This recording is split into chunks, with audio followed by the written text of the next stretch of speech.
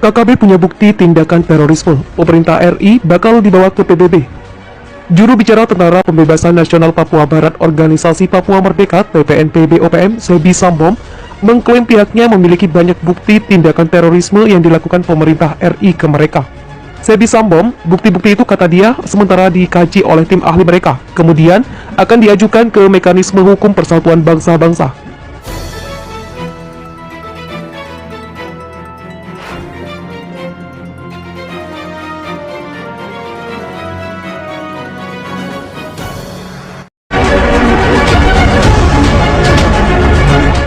KKB punya bukti tindakan terorisme. Pemerintah RI bakal dibawa ke PBB.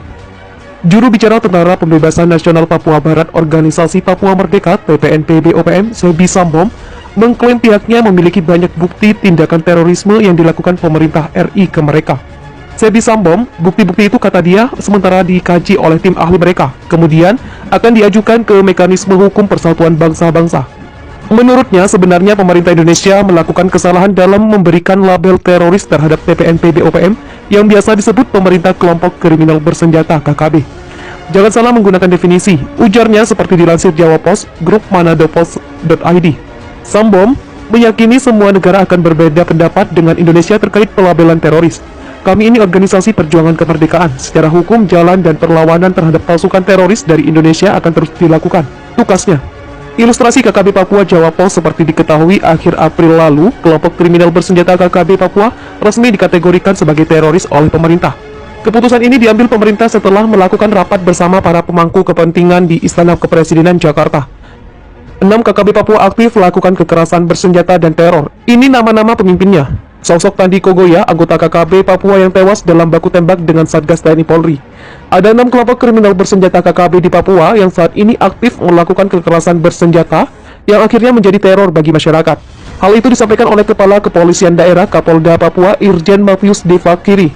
Dari kepolisian, dari yang sudah kita petakan, sebenarnya kelompok ini adalah kelompok yang besar, tapi yang aktif ada 6 kelompok di Puncak, Intan Jaya, dan Duga.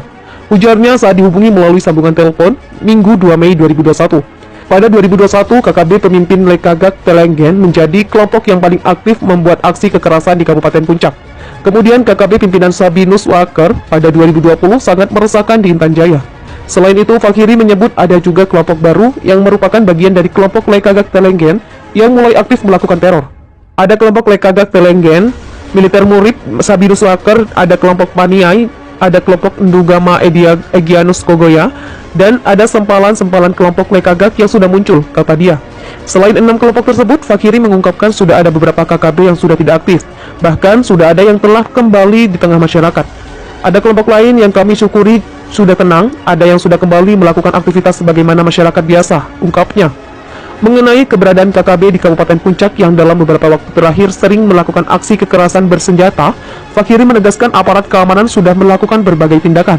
Setelah kejadian di Boga, kita ada turunkan tim di sana untuk melakukan pemulihan dan penegakan hukum. Kita menggeser juga kekuatan untuk menyekat di Ilaga. Semua penguatan kita di 2 titik itu untuk melakukan penindakan kepada mereka KKB, kata Fakiri. Tidak boleh lagi orang melakukan aksi kekerasan bersenjata yang membuat orang trauma, sehingga penindakan hukum dengan tegas dan terukur kita lakukan.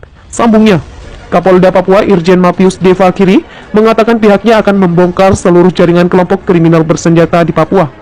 Satu di antara cara yang ia ungkapkan adalah dengan menangkap anggota KKB dalam keadaan hidup.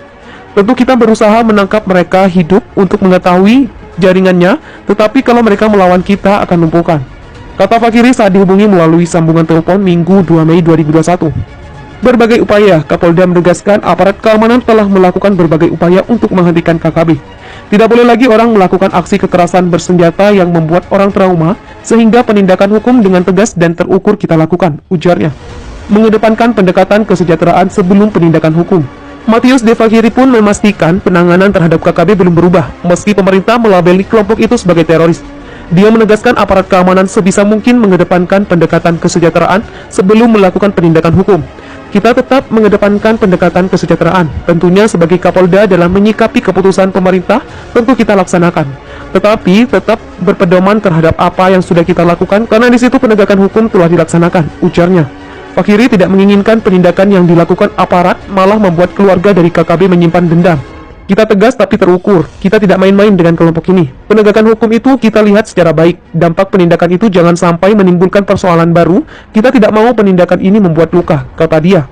Dalam hal ini, kepala daerah dianggap memiliki peran penting dalam mendekati KKB dengan pendekatan kemanusiaan. Kita melakukan soft approach dengan mendekati semua elemen masyarakat. Pemerintah daerah di titik-titik krusial, kita usahakan agar mereka di depan dengan mengambil langkah konkret dalam melakukan penggalangan untuk menarik mereka anggota KKB keluar, kata Fakiri. Kabar bergabungnya prajurit TNI ke KKB dipastikan hoax.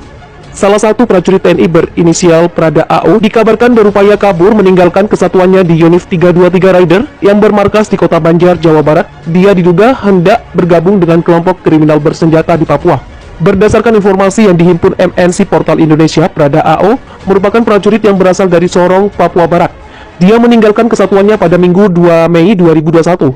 Pihak kesatuannya telah meminta jajaran terkait untuk memonitor rute penerbangan yang mengarah ke Makassar, Sulawesi Selatan. Melarikan diri tadi habis maghrib. Monitor penerbangan rute Makassar tolong disebar ke anggota POM AU Bandara Lain Hussein Sastra Negara Bandung. Indikasi yang bersangkutan mau bergabung ke KKB. Tulis pesan berantai yang diterima MNC Portal Indonesia. MNC Portal telah mencoba mengkonfirmasi kabar tersebut kepada sumber yang ada di Divisi Infanteri 1 Kostrad. Menurut sumber tersebut, kabar Prada AO bergabung ke KKB adalah tidak benar. Untuk dia mau bergabung ke KKB itu nggak betul, kata sumber tersebut kepada MNC Media, Minggu 2 Mei 2021. Lebih jauh, dia memaparkan Prada AO juga kembali ditemukan saat sedang berada di Bandung. Dia menjelaskan yang bersangkutan telah kembali ke satuannya. Sekarang sudah kembali di satuannya, mohon untuk tidak meneruskan pesan ini dan agar tidak memberikan kesimpulan yang tidak mendasar, ujarnya.